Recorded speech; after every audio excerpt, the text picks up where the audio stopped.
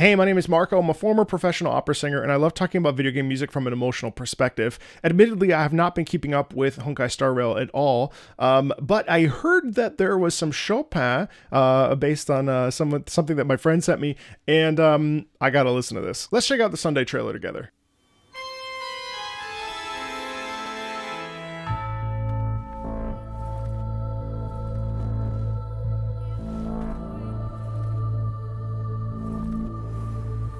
I find it interesting. So I don't know Sunday at all, but what I find really interesting is the way we start right off the bat.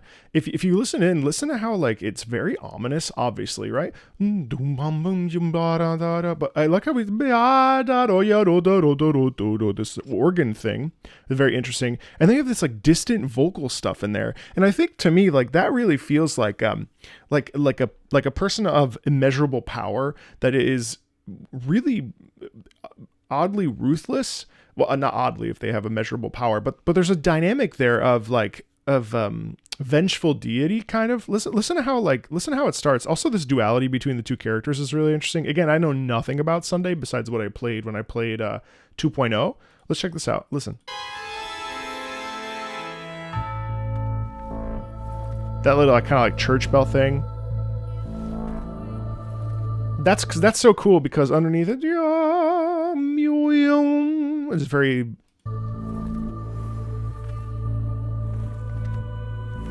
dusting off the keys.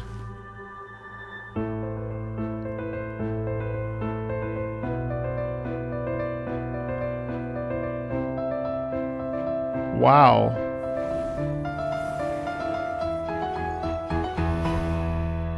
So here's something that's really exciting about this to me, is that here we take something that wasn't necessarily written with the objective of being programmatic. It wasn't written for the sake of telling a story. Now, obviously, a composer of such renown and talent as Frédéric Chopin obviously would still be writing something from the heart for the heart, right? And so like there's clearly an emotion in that creation of that piece. However, this is interesting because here we saw this with the Kafka theme too.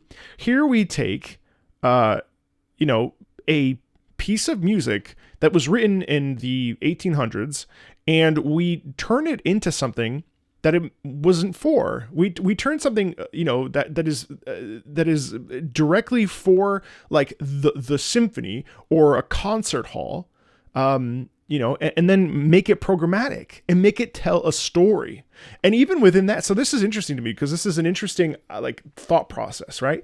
So theoretically, you can listen to this particular Chopin piece, which is a Chopin impromptu, I believe, and you can turn it into a piece related to a video game character several hundred years later. I think that's fascinating, don't you? I mean, the fact that here we have actual classical music being played and the characters playing it correctly, which is fantastic. You have that happening, and then at the same time, you're able to connect it to also Chopin, a classical, modern romantic, well, not modern, but a romantic composer. I think that's fascinating. I mean, let's just obviously, I think there's a little bit of a beat pattern underneath.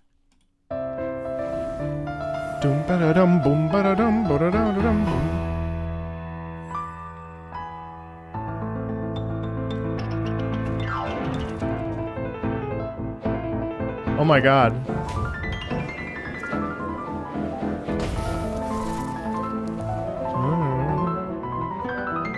Wow.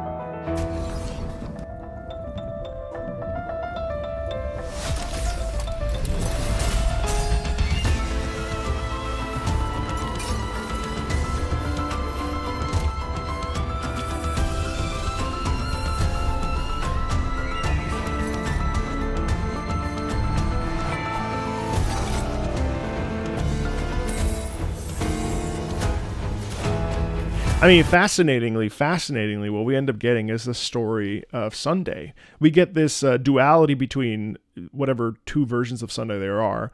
This is that boss, I think, that I need to do a discussion on this music as well.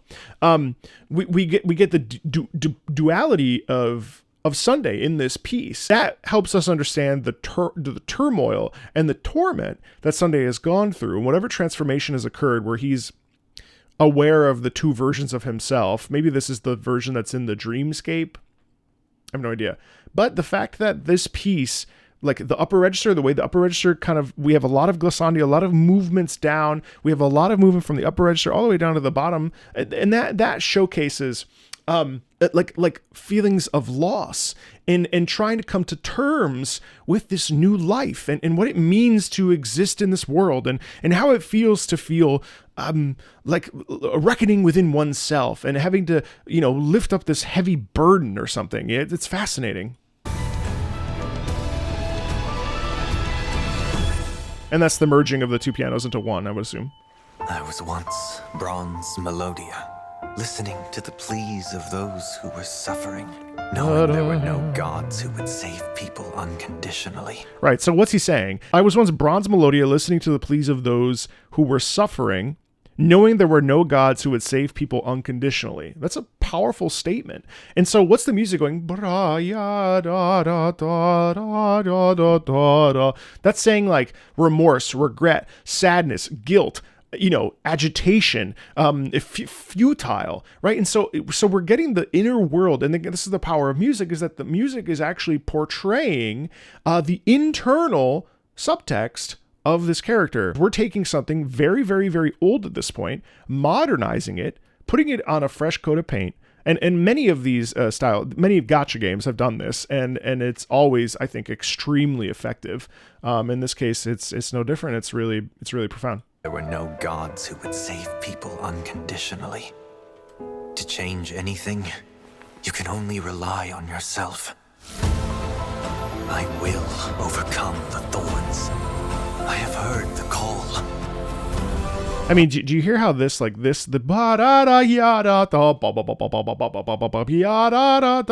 that's when he accepts the feather, and that's actually when we have the hope and the possibility and almost this angelic sort of thrusting us forward. That's what we hear here, and it's very effective and powerful. There's always a paradise choir in the background too. To be built, even if I should melt and fall before reaching it. Behold that vow, like the sun in the sky.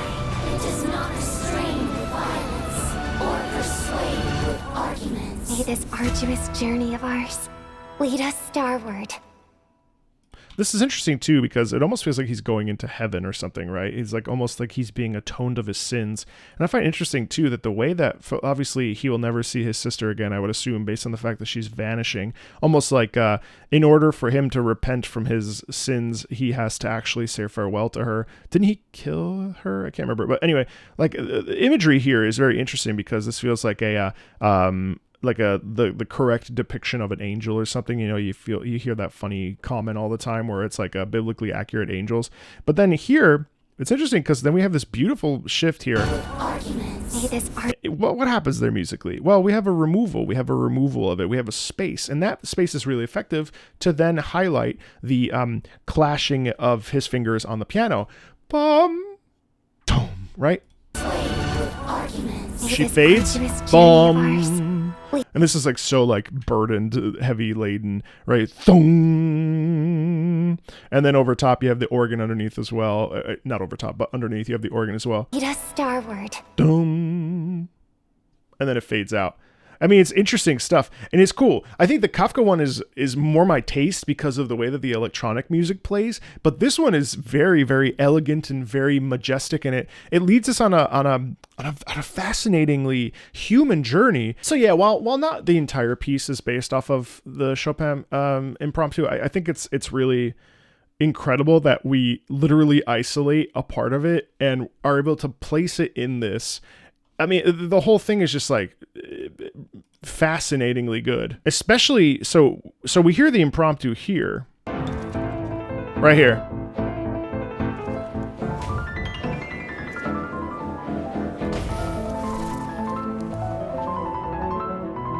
And that sort of agitation is terrific. And what's also amazing to me is that again, that's something that didn't necessarily exist before, but it wasn't for this, and yet it works so incredibly well. On top of that, this whole piece has a Chopin vibe to it, to the point that I almost thought that the entire piece was referencing Chopin. It's just this first half here, but That's crazy. I wish I could play you the Chopin impromptu, but the copyright issues are unfortunate with classical music, so I can't really do it. But one of the things we're thinking about is the fact that this entire piece, this 2-minute piece, is essentially modern classical music. I mean, the beginning half of this is very modern piano. Listen.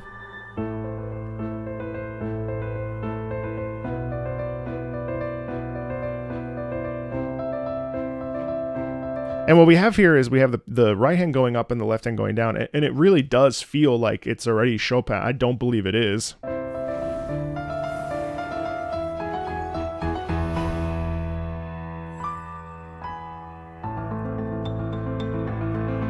Just repeating. I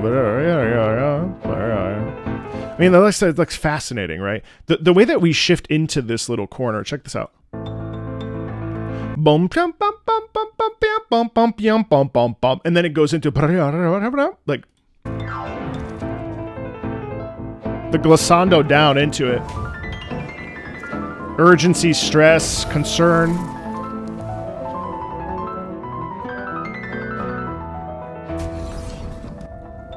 So now I don't think that this is not the impromptu. This is its own thing, I think. But even there, I mean, we have the bassoon, bum, bum, bum, bum, bum, bum, bum, bum, bum, bum, bum, bum. Again, more urgency, more like, I don't know, kind of, it's interesting how, like, individually the bassoon, what does that mean? I mean, obviously it's supporting the piano, but does the bassoon have a double meaning there? And then what's also really interesting is that in the piano, we're getting, again, more of this, jump, bum, jump, jump, jump, jump, jump. We're getting it's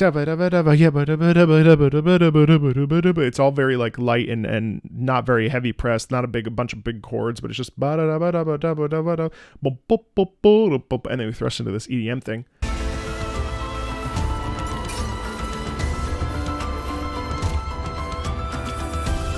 But it still feels like it's borrowing from Chopin. And I think that's the most impressive part to me, is that I can't tell where Chopin ends and where the Hoyo Mix team begins. It's cool.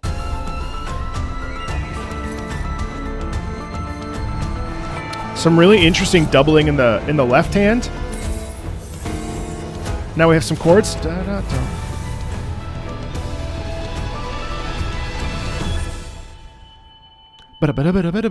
As we slide up. Once bronze melodia, listening to the pleas of those who were suffering, knowing there were no gods who would save people unconditionally. And regardless of whether or not that's Chopin, which I don't think it actually is, point being that, like, we still get the piano, like, indicating to us emotions and how we should connect to what we connect to, right? Like the feelings that we feel watching Sunday sort of like pick up the pieces of his life, essentially. That's all there. And my points still stand that, like, either way, it's incredible that we can get a piece of music from, you know, when was the Chopin Fantasy Impromptu written? 1834, and it's 2024, almost 25. And that is what we're producing. It's impressive. And it begs the question, like, how do we continue to merge classical music into this modern gaming space? There's so much heart and soul and, like, anguish in that. It's really satisfying to listen to. Yeah. Thanks a ton, everybody. I hope you enjoyed it. As always, feel free to like, subscribe, and I'll see you later. Bye.